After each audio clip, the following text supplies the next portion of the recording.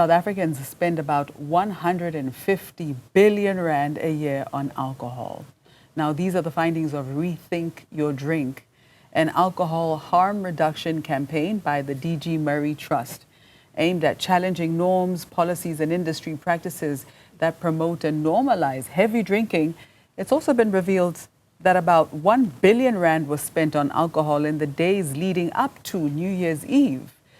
The campaign emphasizes that while the festive season is a boost for profit, the effects often fall on families, children, healthcare, emergency services, and policing.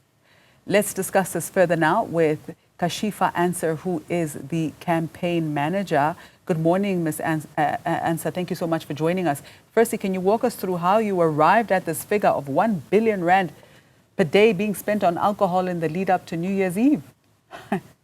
Yes, thank you very much for having me. So the figures we did not derive on our own. It is actually based on reporting by a consumer data company called 8020 Consulting, who in previous weeks reported that South Africans spend an average, as you said, of around 150 billion rand a year on alcohol. And that's an annualized amount. And when we look at it at per day spending, you divide that and you get to around 414 million rand per day. But I think it was last year that the Deputy Minister for Social Development reported that spending nearly triples between the time of Christmas and New Year's. And that's how, that's when we realized that actually if you take that 400 million rand a day, you're reaching nearly over 1 billion rand in that week of spending on alcohol alone. So the figures were quite shocking to us as well, particularly because we believe that this high amount of spending is a direct result of the policy gaps that we have in our liquor legislature in the country. And so they were very, very concerning for us, although for a lot of people, they may see exclusively the economic benefit. We are seeing the massive social cost that this kind of spending on alcohol and this kind of alcohol consumption would have on South Africans. I mean, I can only imagine. I mean, we speak about the social costs. We're talking about, I mean, the rates of gender-based violence in South Africa. I mean, the broken families, the children who are being abused by people who are abusing substances such as alcohol. What role do unlicensed shebeens and counterfeit products play in this 1 billion rand spending figure? So that's part of the challenge with these kinds of figures, even to quantify legal outlets. I think it's quite a big challenge for organizations like 8020 Consulting to kind of try and figure out what this consumer behavior may look like. In early last year, the alcohol industry commissioned a study, and in those findings found that at least 1 in 5 of the alcohol that we see around, 1 in 5 of those would be illicit alcohol. So there's really no way right now of knowing how much of these sales would constitute being illicit alcohol. But we do know that majority of the sales, 4 in 5 of the sales, are for legal alcohol. And so we still need to be very, very concerned about the level of consumption of legal alcohol. And we need to start to address that in order for us to have the capacity to address illicit trade in the country. Sure. So as you say, the report says illicit alcohol represents nearly 1 in 5 drinks consumed in South Africa. So how does this underground market complicate efforts to address alcohol harm? Well, I think the concerns that were raised around the illicit trade was that some of the mechanisms that we have at our disposal, the recommendations made by the World Health Organization in order for countries to deal with alcohol harm, industry has raised concerns that increasing pricing, for example, through excise taxes or through what's known as minimum unit pricing would cause the illicit trade to spike, and that other measures like decreasing trading hours, etc., may force people to go and seek their alcohol through illicit markets. But thankfully, international case studies such as those in Wales, in Scotland, who implemented these pricing mechanisms, for example, showed that there wasn't actually a major spike in the illicit trade, which is what the industry here in South Africa has raised concerns about. And that's really a positive thing for us to look at, because it shows that, okay, we have measures here to reduce alcohol harm that can be implemented very effectively, very quickly, but that we won't see the adverse effect of illicit trade. It's important to note that illicit alcohol has been around for as long as alcohol has been around. Illicit alcohol is going to be here.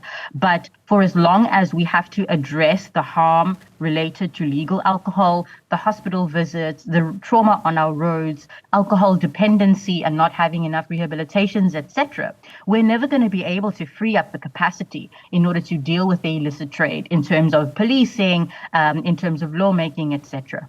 Now, you mentioned that South Africans spend about 150 billion rand a year on alcohol. How does this compare to spending in other countries or to other areas of household expenditure in South Africa?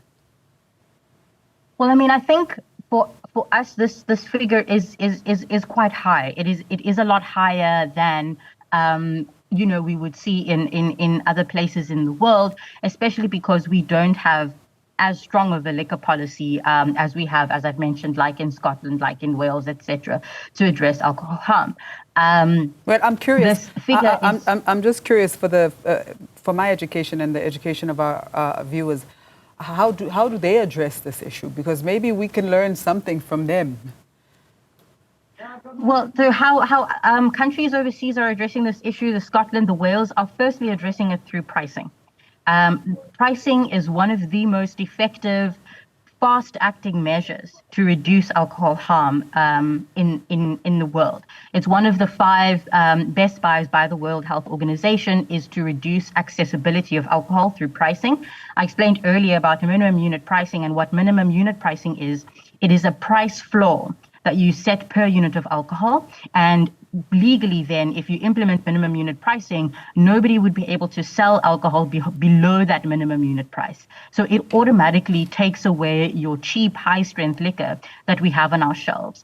And we suspect that this 150 billion rand a year is largely fueled by cheap liquor, because if we're looking at spending triple between Christmas and New Year's, you're saying that your alcohol is cheap enough for people to buy 3 times more. Maybe they feel the pinch in their pockets, maybe they don't. But for alcohol in South Africa is far too cheap. We have some of the cheapest liquor in the world.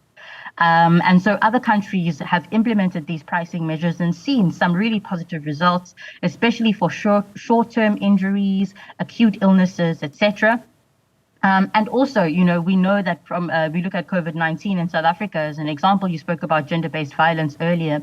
Alcohol is a major driver for gender-based violence. So when alcohol was banned during the COVID-19 pandemic, in that short time, femicide had reduced by over 60%. So we know that implementing measures like these, where we restrict the availability of alcohol, even by just a little bit, we could see some really positive returns by implementing those measures. Another major challenge, and DGMT has done some modeling on this as well, is trading hours. Countries who have stopped trading hours at midnight see a greater reduced risk of crime occurring, because a lot of crime occurs between 2 a.m. in the morning and 6 a.m. in the morning. And so if we close taverns, nightclubs, those kinds of things at midnight, we reduce that risk of violent harm occurring quite significantly. But unfortunately in South Africa, it's the law allows for these establishments to be open to 2 a.m. to 4 a.m., sometimes 6 a.m. as well. So those are the kinds of measures that we want to see enacted here in South Africa, because we know that from examples internationally, things are changing. Last year, Mozambique as well implemented trading times to change, in the country, and also even halted the production of one of their strongest drinks in order to allow young people to not become dependent on it, as they started to see in Mozambique. Okay. So other countries are doing it. We're going to have to leave it right there. But Kashifa, I think we got it right with the cigarette laws. Maybe we can get it right with the alcohol laws as well. But thank you so much for your time.